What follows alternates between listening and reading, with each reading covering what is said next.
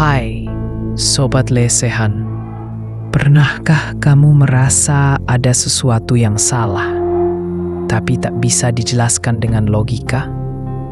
Ini adalah kisah dari seseorang bernama Dini. Seorang wanita biasa yang sedang menanti kehadiran buah hati pertamanya. Tapi siapa sangka, kehamilan itu justru membawanya masuk ke dalam mimpi buruk, yang bahkan nyawa pun nyaris jadi taruhannya. Kok bisa? Begini ceritanya. Semua berawal pada tahun 2020. Saat itu, Dini sedang hamil 3 bulan.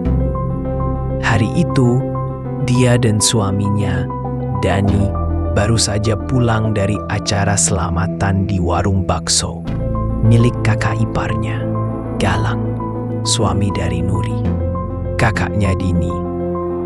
Di perjalanan pulang, perasaan Dini sudah tidak enak.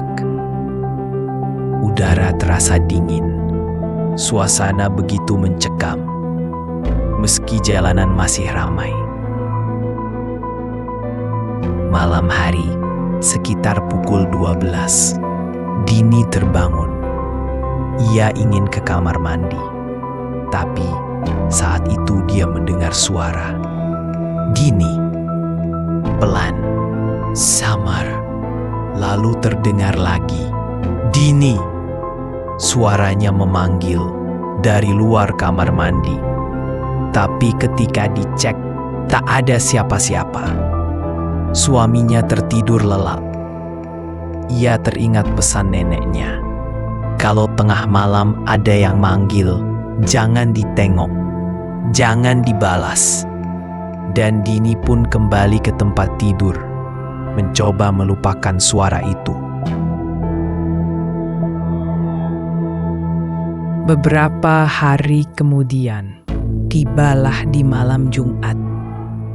Dini yang sedang sendirian di kos saat itu, iseng membersihkan kamar mandi. Tiba-tiba pintu depan terdengar terbuka.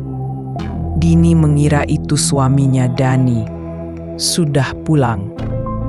Tapi tak ada suara salam. Tak ada suara langkah. Saat Dini memanggil dari kamar mandi, suara Dani terdengar.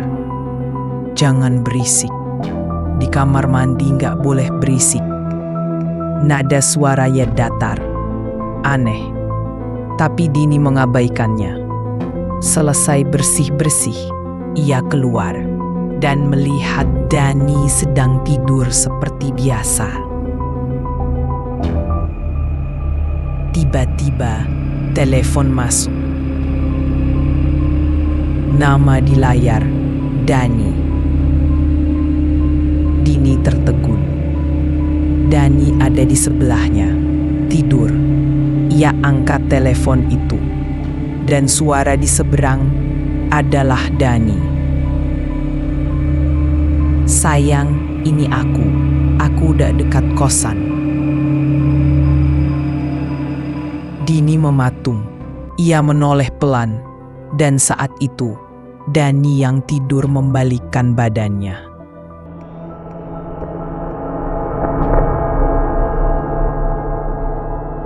Wajahnya hancur, tubuhnya tidak ada, yang ada hanya kepala. Dini pingsan. Ketika sadar, ia sudah ada di rumah sakit.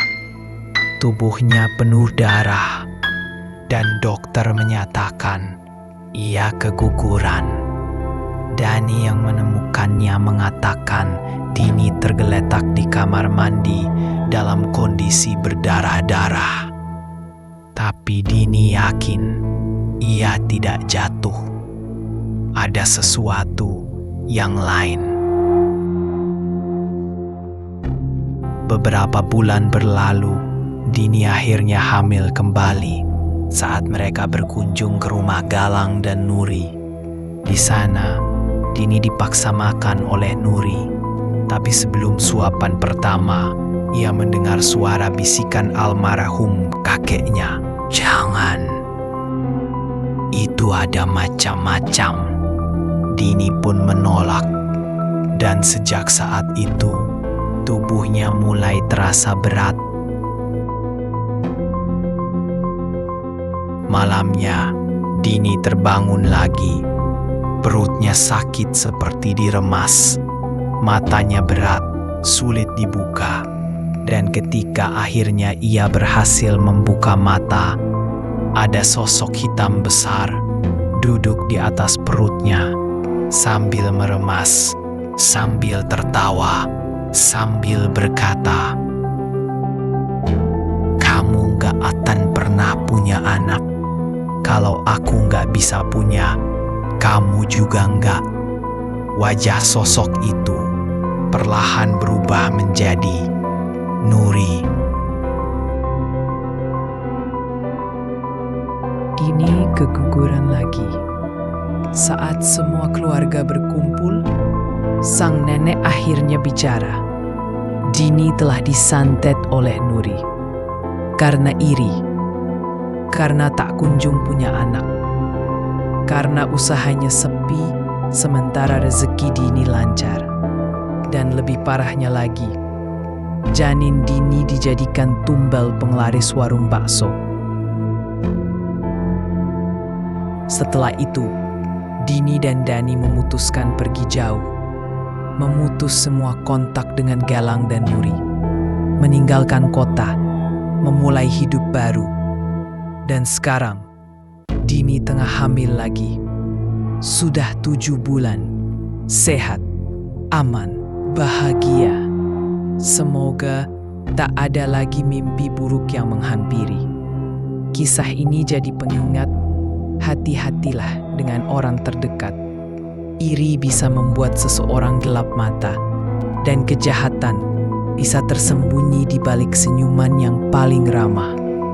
Untuk kalian yang sedang hamil, jaga dirimu baik-baik. Jangan bersih-bersih malam-malam. Jangan makan sembarangan. Karena kamu tak pernah tahu siapa yang benar-benar peduli dan siapa yang hanya pura-pura.